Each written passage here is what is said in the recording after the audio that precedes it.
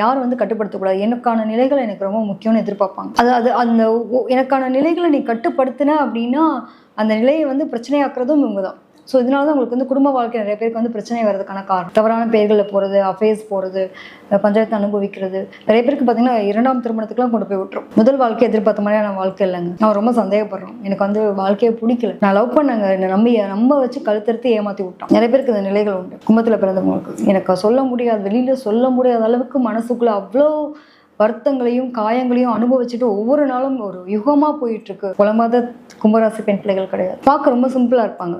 எப்பயுமே பார்த்தீங்க அப்படின்னா எதிர்கால சிந்தனை, என்னுடைய எதிர்காலம் எப்படி இருக்கும், தன்னுடைய பொருளாதாரத்தை வந்து சேர்க்கறது, அதை கொண்டு போய் வந்துட்டு இன்வெஸ்ட்மெண்ட் பண்ணுறது அப்படின்ற நிலைகளாக இருக்கும். நான் இன்னைக்கு இந்த அளவுக்கு ரொம்ப கெட்டு போயிருக்கிறதுக்கு காரணம் தெரியுமா? என்னோட பூர்வீகம் அப்படின்னு தன்னுடைய பூர்வீகத்தை இழுக்காம எங்களுடைய நிலைகள். என்னோட தாத்தா பாட்டி இப்படி இருந்தாங்க, என்னோட சித்தி இப்படி இருந்தாங்க, என்னோட மாமா அப்படி இருந்தாங்க. அதனால தான் என் லைஃப் இப்படி இருக்கு. நல்லதுக்கும் சரி கெட்டதுக்கும் சரி அவங்க யூஸ் பண்ணாம அந்த நிலை முடியாது. கும்பராசி பிறந்த பெண் பிள்ளைகள் பார்த்தீங்க அப்படின்னா நிறைய பேருக்கு அந்த ஃபேமிலி லைஃப்ல ஒரு பெரிய ஸ்ட்ரகிள் இருக்கு.